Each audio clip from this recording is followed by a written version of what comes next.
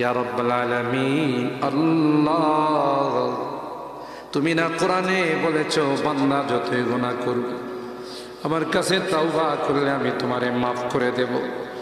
মনে বড় আশা নিয়ে আল্লাহ তোমার শাহী দরবারে ভিক্ষুকের মতো হাত বাড়াইলাম। তুমি যদি ক্ষমা না করো, কে আমাদেরকে ক্ষমা করবে? কে আমাদের মাফ করবে?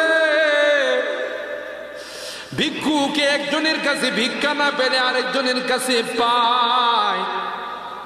এক দুয়ার থেকে বিতাড়িত হলে আরেক দুয়ারে যায়। তোমার দরবার থেকে যদি মাহরুম হয়ে যায়, বিতাড়িত হয়ে যায়, কার কাছে যাব? কে আমাদেরকে ক্ষমা করবে? মালিক রে, কাঙ্গালের মতো হাত বাড়াইলাম, তাওবা করতেছি, আর জীবনে কোনোদিন নামাজ ছাড়ব না, আর জীবনে কোনো গুনাহ করব না,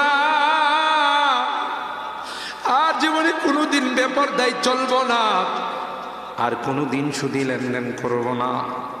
কিয়ামতের কঠিন ময়দানে আমাদেরকে তুমি গুনাহগার বলে ডাক দিও না।